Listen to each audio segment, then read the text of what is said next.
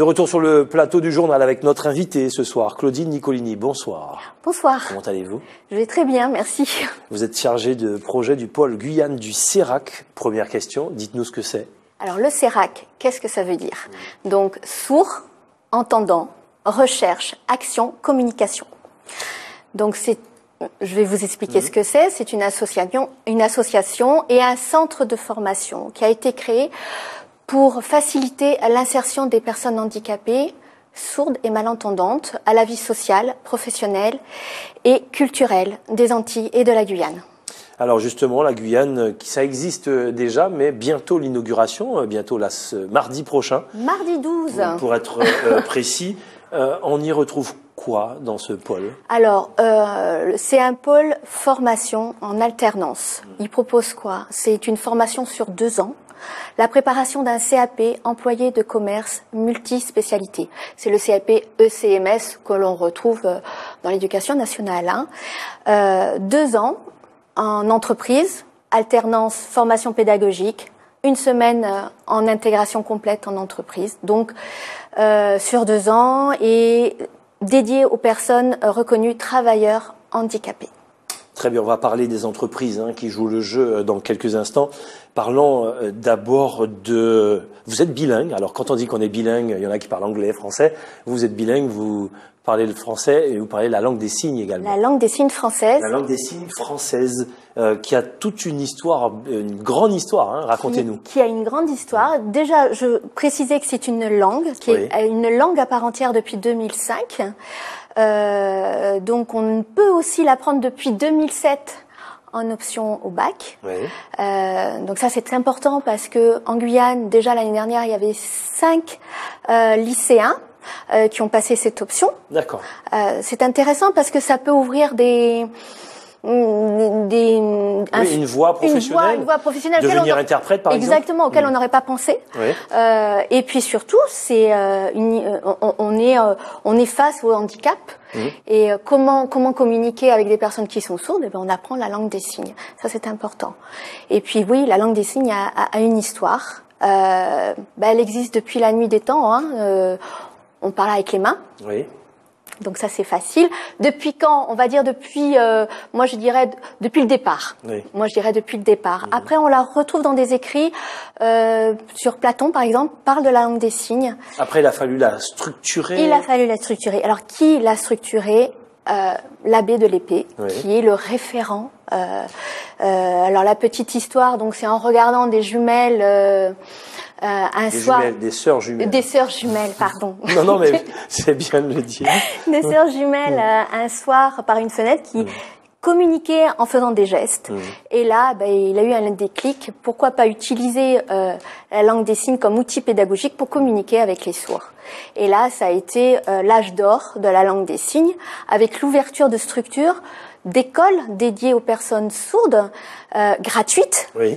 C'est ça aussi qui est important parce qu'à l'époque, c'était que dédié. C'est le 19e siècle. Voilà pour situer, parce qu'on parle de l'abbé de l'Épée, mais j'ai pas dit les dates. Bien sûr. Donc c'est le 19e siècle qui est l'âge d'or de la langue des signes, où justement les structures vont s'ouvrir, des personnes sourdes vont être directeurs de ces structures-là. On parle d'intégration de personnes sourdes, on parle de responsabilité, d'intégration professionnelle et sociale. Voilà. Et puis, en 1880, qu'est-ce qui se passe? C'est le congrès de Milan, des spécialistes sur la surdité qui se réunissent et dans une période plus sombre, là, du coup. Voilà, on commence la période sombre, où pendant 100 ans, à peu près, la langue des signes va être interdite. Pendant 100 ans, à peu près. Voilà. Et il faudra attendre les années 1900. Pourquoi il voulait l'interdire? Parce que il estimait que devoir gesticuler des gens, c'était pas esthétiquement beau. Enfin, c'était quoi? On va pas dire ça. C'était pas. Alors, je vais dire politiquement correct. Ah, voilà, politiquement correct. Voilà, on va pousser les gens à oraliser, parce que la communication, c'est l'oralisation. Il décrète ça. Donc, on va interdire la LSF, la langue des signes française. On va jusqu'à attacher les mains des enfants dans le dos pour pas qu'ils signent, pour les pousser à l'oralisation. Donc on va fermer les structures qui étaient là quand même, on va les fermer. Donc les personnes vont rester dans leur foyer, elles vont on va pas vers l'insertion, on se renferme sur soi. C'est vraiment l'âge sombre. Donc, plus de culture, plus rien, quoi. Et donc, ces personnes-là vont immigrer, beaucoup vont immigrer aux États-Unis, pour ouvrir l'université Gallaudet, où on retrouve justement des professeurs qui étaient en France à l'époque, qui ont créé cette université, dans lesquelles on peut être formé, on peut suivre des formations d'avocats, de médecins, et là, alors qu'en France, ça s'éteint. Voilà. Alors, justement, restons sur éventuellement les métiers. L'entreprise, on va y revenir, c'est le gros morceau, notamment du CERAC. Quelqu'un qui nous écoute ce soir, qui regarde souvent la télé, je sais que il y a beaucoup d'émissions politiques où il y a des interprétations en langue de signes. France Télévisions joue beaucoup le jeu aussi sur la langue des signes. Quelqu'un qui voudrait devenir interprète, c'est quoi le cursus? Alors le cursus, c'est un master. Oui. C'est un master en langue des signes. Paris. Voilà, il faut partir en métropole. C'est un concours. Donc, un interprète, c'est une personne qui va traduire en langue des signes et vice-versa, voilà ce qui est dit. Après, vous avez d'autres métiers quand même que l'interprète. Il y a les métiers de médiateur, qu'on appelle aussi interface de communication, mais on préfère le terme de médiateur. Le médiateur va faciliter la communication, va traduire certes, mais il peut rajouter des dessins, des mimes, pour que la communication soit le plus claire possible. Parce que l'interprète va juste traduire, voilà, la personne dit que, cette personne dit que. Et souvent, le sot va dire, mais moi j'ai pas compris. Mais déontologiquement, on ne peut rien rajouter. Voilà, il y a une déontologie. Tandis que le métier de médiateur insiste sur le fait que la communication, le message passe, que la personne sourde parte en disant oui, j'ai compris, merci. Qui apprend la langue des signes en général? C'est quoi? C'est les parents qui ont des enfants sourds et malentendants? Comment ça se passe? Non, pas forcément. Pas forcément. Comment ça se passe pour ces parents qui, eux, n'ont pas l'apprentissage? Comment ils font avec leurs enfants? Vous qui êtes une professionnelle. Alors, ils mettent en place un code de langage avec beaucoup de mimes. Donc c'est vrai qu'au niveau lexical, c'est très pauvre et il manque de stimulation. Donc c'est vrai que on conseille aux parents d'apprendre la langue des signes, ce qui n'est pas évident. Justement, il y a le pôle formation en Guyane, mais il y a aussi le pôle formation langue des signes. D'accord. C'est qu'il faut insister. Et au mois de novembre, il y a une formation qui va avoir lieu du 3 au 7 novembre. Le premier module, le module A1.1, qui correspond au cadre européen des langues. C'est un module de 30 heures et un professeur sourd de Guadeloupe va venir. Voilà pour l'information. Qui est importante. Aussi. Et vous-même, comment vous arrivez à être dans ce monde des signes? Alors, c'est une longue histoire, mais je vais la faire courte. Oui. J'ai fait beaucoup de théâtre, du théâtre pour enfants, et on travaillait justement avec les professeurs des écoles qui avaient des projets de mettre en place des pièces de théâtre. Et on s'est rendu compte qu'il y avait des enfants qui n'aimaient pas monter sur un plateau, qui n'aimaient pas s'exprimer. Et on travaillait beaucoup avec la Commedia dell'Arte. Et il y a eu un déclic, Commedia dell'Arte, langue des signes. Pourquoi ne pas rajouter quelques petits vocabulaires en langue des signes? Comme ça, on ne parle pas, mais on s'exprime quand même. On a sa place dans la pièce. Et de fil en aiguille, voilà, je suis rentrée dans la langue des signes comme ça. Très bien. La question importante, les entreprises jouent-elles le jeu en général et particulièrement en Guyane? Alors, je vais dire que les entreprises sont quand même frileuses. Moi déjà, à l'heure actuelle, dans la formation, en alternance, nous avons 6 stagiaires. 6 stagiaires qui sont en intégration en entreprise à Carrefour Matoury. Je précise parce que ils jouent le jeu. Ils jouent le jeu. C'est un partenariat. Je vous ai laissé dire parce qu'ils jouent le jeu. Et comme tout le monde ne le fait pas, donc. Voilà, c'est pour ça que je me permets justement d'insister sur. Sinon, dans l'entreprise, ils ont. Alors il y a 6 personnes. Il y a 6 personnes. 6 personnes de la formation, qui n'est pas rien. 4 personnes sourdes et 2 personnes entendantes qui ont un handicap.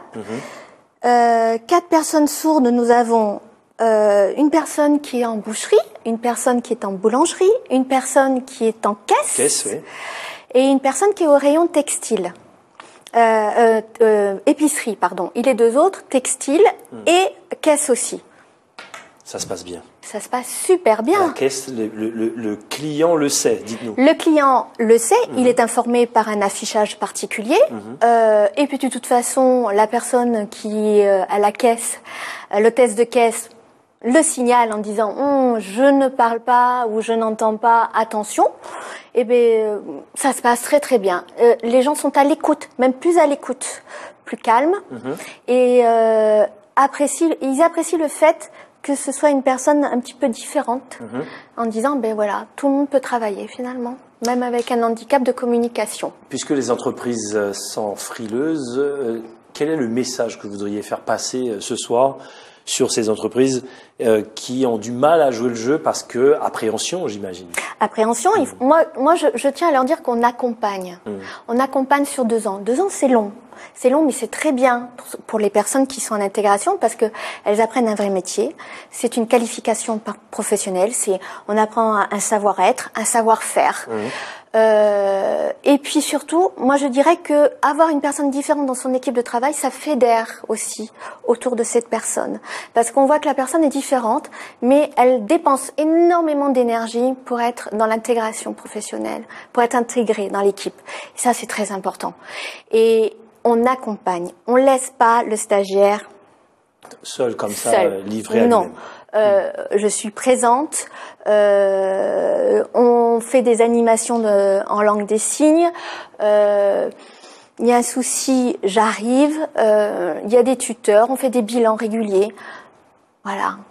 Vous n'êtes pas seul. Très bien, c'est important de le dire. Donc on rappelle l'inauguration du pôle Guyane du CERAC.